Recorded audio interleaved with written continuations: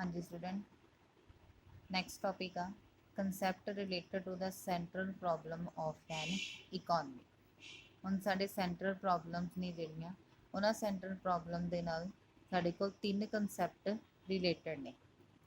Three concept of efficiency related to the central problem of an economy have to great importance in the economic analysis। ਜਿਹੜੇ ਇਹ ਤਿੰਨ concept ਨੇ, ਇਹ ਤਿੰਨੇ concept ਜਿਹੜੀ ਸਾਡੀ ਸੈਂਟਰਲ ਪ੍ਰੋਬਲਮਸ ਦੇ ਨਾਲ ਰਿਲੇਟਡ ਨੇ, ਬਟ ਇਹ ਸਾਡੇ ਲਈ ਇੰਪੋਰਟੈਂਟ ਨੇ। Optimum rate of the economic growth can be achieved only after achieving these type of efficiency which has been explained below। ਹੁਣ ਜਿਹੜੀ ਅਸੀਂ ਇਕਨੋਮਿਕ ਗਰੋਥ ਆ, ਅਗਰ ਅਸੀਂ ਇਕਨੋਮਿਕ ਗਰੋਥ ਨੂੰ ਅਚੀਵ ਕਰਨਾ ਵਾ ਤਾਂ ਜਿਹੜੀ ਸਾਡੀ ਐਫੀਸ਼ੀਐਂਸੀ ਆ, ਸਾਡੀ ਕੁਸ਼ਲਤਾ ਵਾ, ਉਹ ਵਧੀਆ ਹੋਣੀ ਚਾਹੀਦੀ ਆ। ਤੇ ਇਹ ਜਿਹੜੇ ਤਿੰਨ ਕੰਸੈਪਟ ਨੇ ਫਰਦਰ ਐਕਸਪਲੇਨ ਕੀਤੇ ਹੋਏ ਨੇ। ਫਸਟ ਆਉਂਦਾ ਵਾ ਐਫੀਸ਼ੀਐਂਸੀ ਇਨ ਪ੍ਰੋਡਕਸ਼ਨ। ਪਹਿਲਾ ਕੰਸੈਪਟ ਆ ਰਿਹਾ ਵਾ efficiency in production. Efficiency in production is achieved when maximum output of the production with the utilization of the scarce resources। Production the efficiency ਆ, ਅਗਰ ਅਸੀਂ ਚੈੱਕ ਆਊਟ ਕਰਨੀ ਆ ਕਿ ਉਹ ਸਾਡੀ ਅਚੀਵ ਹੋਈ ਹੈ ਜਾਂ ਨਹੀਂ, ਉਹ ਅਸੀਂ ਇਸ ਤਰੀਕੇ ਨਾਲ ਚੈੱਕ ਕਰ ਸਕਦੇ ਹਾਂ ਕਿ ਜਿਹੜੇ ਸਾਡੇ ਕੋਲ ਲਿਮਟਡ ਰਿਸੋਰਸਿਸ ਨੇ, ਉਹਨਾਂ ਲਿਮਟਡ ਰਿਸੋਰਸਿਸ ਦੇ ਨਾਲ ਅਸੀਂ ਵੱਧ ਤੋਂ ਵੱਧ ਅਗਰ ਗੁਡਸ ਨੂੰ ਪ੍ਰੋਡਿਊਸ ਕਰ ਦਿੱਤਾ ਹੋਊਗਾ ਤਾਂ ਅਸੀਂ ਆਪਣੀ ਐਫੀਸ਼ੀਐਂਸੀ ਨੂੰ ਚੈੱਕ ਆਊਟ ਕਰ ਸਕਦੇ ਹਾਂ। ਤਾਂ ਅਸੀਂ ਕਹਿ ਸਕਦੇ ਹਾਂ ਕਿ ਸਾਡੀ ਪ੍ਰੋਡਕਸ਼ਨ ਦੀ ਐਫੀਸ਼ੀਐਂਸੀ ਆ, ਜਾਨੀ ਪ੍ਰੋਡਕਸ਼ਨ ਦੀ ਜਿਹੜੀ ਕੁਸ਼ਲਤਾ ਵਾ ਉਹ ਬਹੁਤ ਵਧੀਆ ਵਾ। In such a situation, no redistribution resources can lead to increase in the production।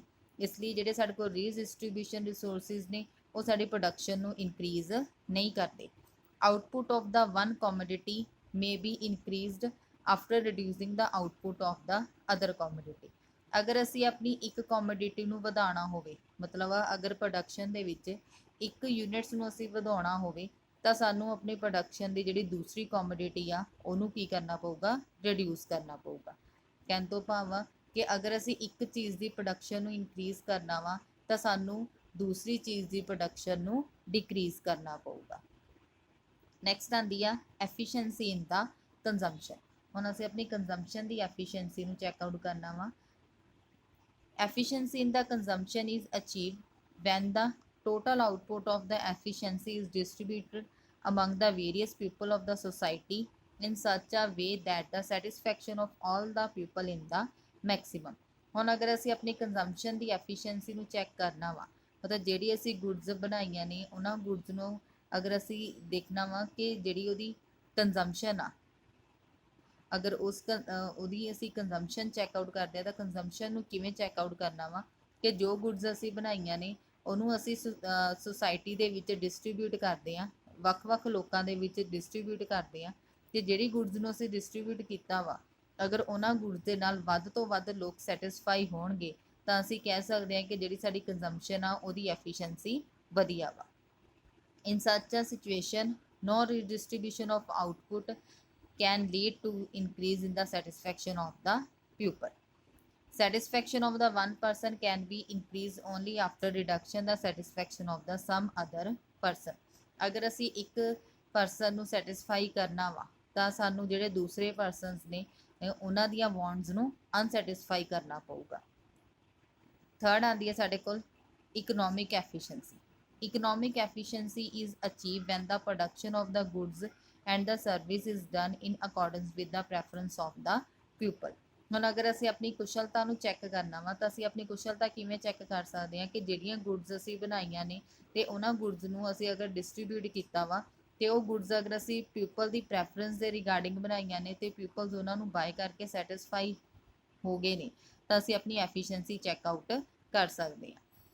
In such a situation, efficiency of production and the efficiency in consumption are achieved।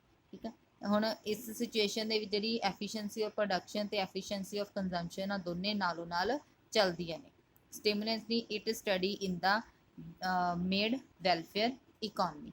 ਇਹਦੀ ਸਟੱਡੀ ਅਸੀਂ ਵੈਲਫੇਅਰ ਆਫ ਇਕੋਨਮੀ ਦੇ ਵਿੱਚ ਕਰ ਚੁੱਕੇ ਹਾਂ। ਜਿਹੜਾ first chapter ਦੇ ਵਿੱਚ ਫਰਦਰ ਪੂਰਾ ਡਿਟੇਲ 'ਚ ਆਉਂਦਾ ਵਾ ਵੈਲਫੇਅਰ ਆਫ ਇਕੋਨਮੀ, ਜਿਹਦੇ ਵਿੱਚ ਕੀ ਆ ਕਿ ਅਸੀਂ ਮਨੁੱਖ ਦਾ ਕਲਿਆਣ ਕਰਨਾ ਵਾ। ਮਨੁੱਖ ਦਾ ਕਲਿਆਣ ਅਸੀਂ ਕਿਵੇਂ ਕਰ ਸਕਦੇ ਹਾਂ? ਵਧੀਆ ਤੋਂ ਵਧੀਆ ਗੁਡਸ ਨੂੰ ਪ੍ਰੋਡਿਊਸ ਕਰਕੇ ਤੇ ਉਹਦੀ ਕੰਜ਼ੰਪਸ਼ਨ ਨੂੰ ਵਧਾ ਕੇ। ਨੈਕਸਟ ਆਉਂਦੇ ਆ ਸਾਨੂੰ solution to the central problem of an economy. ਠੀਕ ਆ, ਹੁਣ ਜਿਹੜੀਆਂ ਸਾਡੇ ਕੋਲ ਸੈਂਟਰਲ ਪ੍ਰੋਬਲਮਸ ਆਈਆਂ ਨੇ ਉਹਨਾਂ ਸੈਂਟਰਲ ਪ੍ਰੋਬਲਮਸ ਦੇ ਵਿੱਚ ਸਾਡੇ ਕੋਲ ਕੁਝ ਸੋਲੂਸ਼ਨਸ ਨੇ ਕਿ ਇਹਨਾਂ ਸੋਲੂਸ਼ਨਸ ਦੇ ਨਾਲ ਅਸੀਂ ਆਪਣੀ ਸੈਂਟਰਲ ਪ੍ਰੋਬਲਮਸ ਨੂੰ ਫੇਸ ਆਊਟ ਯਾਨੀ ਪ੍ਰੋਬਲਮਸ ਨੂੰ ਖਤਮ ਕਰ ਸਕਦੇ ਹਾਂ। ਪਹਿਲੀ ਆ ਰਹੀ ਆ, ਪਹਿਲਾ ਸੋਲੂਸ਼ਨ ਆ ਕੈਪੀਟਲਿਸਟਿਕ ਇਕੋਨਮੀ। ਕੈਪੀਟਲਿਸਟਿਕ ਇਕੋਨਮੀ ਦਾ ਮਤਲਬ ਆ ਜਿਹੜੀ ਸਾਡੀ ਇਕੋਨਮੀ ਆ ਉਹ ਪੂੰਜੀਵਾਦੀ ਆ। The solution to the central problem of an economy is an capitalistic economy is found with the help of the market forces and of demand and supply। ਜਿਹੜੀ ਹੁਣ ਇਹ ਸੈਂਟਰਲ ਪ੍ਰੋਬਲਮ ਆ, ਇਸ ਸੈਂਟਰਲ ਪ੍ਰੋਬਲਮ ਦਾ ਜਿਹੜਾ solution ਆ ਸਾਨੂੰ market ਦੀ help ਨਾਲ ਮਿਲ ਸਕਦਾ ਵਾ। Found with the help of the market forces of demand and supply, ਕਿ ਅਸੀਂ ਮਾਰਕੀਟ ਦੀ ਹੈਲਪ ਦੇ ਨਾਲ ਜਿਹੜੀਆਂ ਸਾਨੂੰ ਪ੍ਰੋਬਲਮਸ ਆਉਂਦੀਆਂ ਨੇ ਉਹਨਾਂ ਪ੍ਰੋਬਲਮਸ ਨੂੰ ਅਸੀਂ ਸੋਲਵ ਕਰ ਸਕਦੇ ਹਾਂ ਕਿ ਗੁੱਡਸ ਦੀ ਡਿਮਾਂਡ ਕਿੰਨੀ ਆ ਤੇ ਅਸੀਂ ਗੁੱਡਸ ਦੀ ਸਪਲਾਈ ਕਿੰਨੀ ਕਰਨੀ ਆ। Producer produce those commodity whose price is high. ਜਿਹੜਾ ਪ੍ਰੋਡਿਊਸਰ ਹੋਊਗਾ, ਪ੍ਰੋਡਿਊਸਰ ਜਿਹੜੀਆਂ ਵੀ ਗੁੱਡਸ ਨੂੰ ਪ੍ਰੋਡਿਊਸ ਕਰੂਗਾ, ਪ੍ਰੋਡਕਸ਼ਨ ਕਰਨ ਤੋਂ ਬਾਅਦ ਉਹਦਾ ਜਿਹੜਾ ਪ੍ਰਾਈਸ ਆ ਉਹ ਹਾਈ ਰੱਖੂਗਾ ਯਾਨੀ ਰੇਟ ਜ਼ਿਆਦਾ ਰੱਖੂਗਾ। Those factors of production are used to carry out the production whose cost is comparatively low। ਪਰ ਉਹਨੂੰ ਬਣਾਉਣ ਵਾਲੇ ਜਿਹੜੇ ਫੈਕਟਰਸ ਨੇ, ਉਹਨਾਂ ਬਣਾਉਣ ਵਾਲੇ ਜਿਹੜੇ ਫੈਕਟਰਸ ਹੋਣਗੇ ਉਹਨਾਂ ਫੈਕਟਰਸ ਦੀ ਜਿਹੜੀ ਕੋਸਟ ਹੋਊਗੀ ਉਹ ਲੋ ਹੋਣੀ ਚਾਹੀਦੀ ਆ। Hence the producer try to earn the maximum profit. ਤੇ ਹਰ ਪ੍ਰੋਡਿਊਸਰ ਆ ਜਿਹੜਾ ਉਪਭੋਗਤਾ ਵਾ ਉਹ ਇਹ ਚਾਹੁੰਦਾ ਵਾ ਕਿ ਉਹਨੂੰ ਵੱਧ ਤੋਂ ਵੱਧ ਪ੍ਰੋਫਿਟ ਹੋਵੇ। On the other hand, consumer pay high price only for those commodity which provide maximum satisfaction to the them। ਦੂਸਰੇ ਪਾਸੇ ਕਿ ਜਿਹੜੇ ਕੰਜ਼ਿਊਮਰ ਨੇ ਸਿਰਫ ਉਹਨਾਂ ਕਮੋਡਿਟੀਜ਼ ਨੂੰ ਹਾਈ ਪ੍ਰਾਈਸ ਦੇਣਗੇ, ਉਹਨਾਂ ਉਹੀ ਕਮੋਡਿਟੀਜ਼ ਨੂੰ ਵੱਧ ਪ੍ਰਾਈਸ ਦੇ ਉੱਤੇ ਖਰੀਦਣਗੇ ਜਿਹਨਾਂ ਨਾਲ ਉਹਨਾਂ ਨੂੰ ਵੱਧ ਤੋਂ ਵੱਧ ਸੈਟਿਸਫੈਕਸ਼ਨ ਮਿਲਦੀ ਹੋਵੇ। With this, economic efficiency is automatically achieved in the economy without any sort of the intervention। ਇਸ ਲਈ ਅਸੀਂ ਆਟੋਮੈਟਿਕਲੀ ਜਿਹੜੀ ਪ੍ਰੋਬਲਮਸ ਆ ਉਹਨੂੰ ਆਰਾਮ ਦੇ ਨਾਲ ਅਸੀਂ ਸੋਲਵ ਕਰ ਸਕਦੇ ਹਾਂ ਕਿਉਂਕਿ ਪ੍ਰੋਡਿਊਸਰ ਹਾਈ ਰੇਟ ਦੇ ਵਿੱਚ ਗੁੱਡਸ ਨੂੰ ਬਣਾਉਣਗੇ ਤੇ ਜਿਹੜੇ ਕੰਜ਼ਿਊਮਰ ਆ ਸਿਰਫ ਉਹਨਾਂ ਗੁੱਡਸ ਨੂੰ ਹੀ ਬਾਏ ਕਰਨਗੇ ਜਿਨ੍ਹਾਂ ਦੀ ਉਹਨਾਂ ਨੂੰ ਜ਼ਰੂਰਤ ਹੋਊਗੀ ਜੇ ਉਹ ਹਾਈ ਰੇਟ ਦੇ ਵਿੱਚ ਪ੍ਰੋਡਿਊਸ ਕਰਨਗੇ।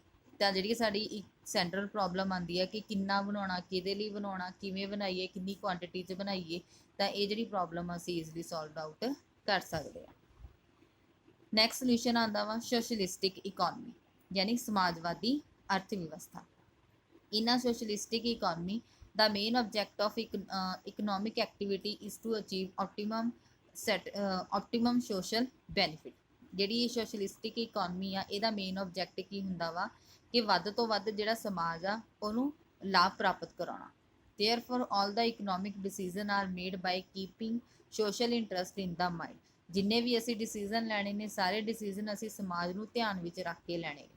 Central problem of the economy are also solved in such a way so as to provide the maximum benefit to the whole society। ਠੀਕ ਆ, ਹੁਣ ਜਿਹੜੀ ਸੈਂਟਰਲ ਪ੍ਰੋਬਲਮ ਆ ਇਹ ਆਟੋਮੈਟਿਕਲੀ ਆਪਣੇ ਆਪ ਸੋਲਵ ਹੋ ਜਾਂਦੀ ਆ। ਕਿਉਂ ਹੁੰਦੀ ਆ? ਕਿਉਂਕਿ ਇਹਦੇ ਵਿੱਚ ਅਸੀਂ ਇਹ ਦੇਖਣਾ ਵਾ ਕਿ ਅਸੀਂ ਸਮਾਜ ਨੂੰ ਵੱਧ ਤੋਂ ਵੱਧ ਲਾਭ ਪਹੁੰਚਾਉਣਾ ਵਾ। all the decision concerning what to produce, how to produce, how much to produce etc are made by the government or planning authority of the country। ਇਹ ਜਿਹੜੀ ਪ੍ਰੋਬਲਮ ਆ ਇਹ ਈਜ਼ਲੀ ਤਾਂ ਸੋਲਵ ਹੋ ਸਕਦੀ ਆ ਕਿਉਂਕਿ ਅਸੀਂ ਗੁੱਡਸ ਕਿੰਨੀਆਂ ਬਣਾਉਣੀਆਂ, ਕਿਹਦੇ ਲਈ ਬਣਾਉਣੀਆਂ, ਪ੍ਰੋਡਕਸ਼ਨ ਅਸੀਂ ਕਿਵੇਂ ਕਰਨੀ ਆ, ਅਗਰ ਇਹ ਸਾਰਾ ਡਿਸੀਜ਼ਨ ਸਰਕਾਰ ਤੇ ਪਲੈਨਿੰਗ ਅਥਾਰਟੀ ਵਾਲੇ ਲੈਣ ਤਾਂ ਅਸੀਂ ਆਰਾਮ ਨਾਲ ਜਿਹੜੀਆਂ ਆਪਣੀਆਂ ਪ੍ਰੋਬਲਮਸ ਨੇ ਉਹਨਾਂ ਨੂੰ ਸੋਲਵ ਆਊਟ ਕਰ ਸਕਦੇ ਹਾਂ। ਤੀਜਾ ਸਾਡੇ ਕੋਲ ਸੋਲੂਸ਼ਨ ਆਉਂਦਾ ਵਾ mixed economy. In mixed economy solution of the central problem of economy is checked out in such a way that the attempt is made to achieve optimum individual welfare and the optimum social welfare simultaneously। ਇਸ mixed economy ਦੀ help ਦੇ ਨਾਲ ਜਿਹੜੀ ਸਾਡੀ central problems ਨੇ ਉਹਨਾਂ ਨੂੰ ਅਸੀਂ solve ਕਰ ਸਕਦੇ ਹਾਂ। ਕਿਵੇਂ ਕਰ ਸਕਦੇ ਹਾਂ ਕਿ ਇਹਦੇ ਵਿੱਚ ਅਸੀਂ ਚੈੱਕ ਆਊਟ ਕਰਦੇ ਹਾਂ ਕਿ ਇੱਕ ਇੰਡੀਵਿਜੂਅਲ ਦੇ ਵੈਲਫੇਅਰ ਨੂੰ ਤੇ ਅਸੀਂ ਇੱਕ ਸਮਾਜ ਦੇ ਵੈਲਫੇਅਰ ਨੂੰ, ਦੋਨਾਂ ਦੇ ਵੈਲਫੇਅਰ ਨੂੰ ਯਾਨੀ ਦੋਨਾਂ ਦੇ ਕਲਿਆਣ ਨੂੰ ਅਸੀਂ ਇੱਕੋ ਵਾਰ ਹੀ ਨਾਲ ਲੈ ਕੇ ਚੱਲਦੇ ਹਾਂ। So the limited degree of the economic freedom is granted to the individual. ਠੀਕ ਹੈ, ਜਦੋਂ ਅਸੀਂ ਦੋਨਾਂ ਨੂੰ ਇੱਕੋ ਵਾਰ ਨਾਲ ਲੈ ਕੇ ਚੱਲਾਂਗੇ ਤਾਂ ਅਸੀਂ ਕੀ ਕਰਾਂਗੇ ਕਿ ਜਿਹੜੇ ਇੰਡੀਵਿਜੂਅਲ ਪਰਸਨਸ ਹੋਣਗੇ ਉਹਨਾਂ ਨੂੰ ਇੱਕ ਲਿਮਟਡ ਫਰੀडम ਦਿੱਤੀ ਜਾਊਗੀ। Whereas it as the responsibility of the government to take care of the needs of the economically backward section of the society. ਤੇ ਸਰਕਾਰ ਦੀ ਜਿਹੜੀ ਆ ਰਿਸਪੌਂਸਿਬਿਲਟੀ ਬਣ ਜਾਂਦੀ ਆ ਕਿ ਉਹ ਜਿਹੜੇ ਬੈਕਵਰਡ ਸੁਸਾਇਟੀ ਆ ਉਹਨਾਂ ਨੂੰ ਧਿਆਨ ਦੇ ਵਿੱਚ ਰੱਖਣ। ਯਾਨੀ ਸਰਕਾਰ ਦੀ ਜ਼ਿੰਮੇਵਾਰੀ ਬਣਦੀ ਆ ਕਿ ਜਿਹੜੇ ਸਾਡੇ ਬੈਕਵਰਡ ਏਰੀਆਜ਼ ਨੇ, ਜਿਹੜੀ ਪਛੜੇ ਵਰਗ ਨੇ, ਉਹਨਾਂ ਦੀ ਜ਼ਰੂਰਤਾਂ ਨੂੰ ਉਹ ਪੂਰਾ ਕਰਨ। ਅਗਰ ਸਰਕਾਰ ਇਹ ਰਿਸਪੌਂਸਿਬਿਲਟੀ ਲੈਂਦੀ ਆ ਤਾਂ ਸਾਨੂੰ ਜਿੰਨੀਆਂ ਵੀ ਪ੍ਰੋਬਲਮਸ ਆਉਂਦੀਆਂ ਨੇ ਉਸ ਇਕੋਨਮੀ ਦੇ ਵਿੱਚ ਅਸੀਂ ਉਹ ਪ੍ਰੋਬਲਮਸ ਨੂੰ ਈਜ਼ਲੀ ਫੇਸ ਆਊਟ ਕਰ ਸਕਦੇ ਹਾਂ।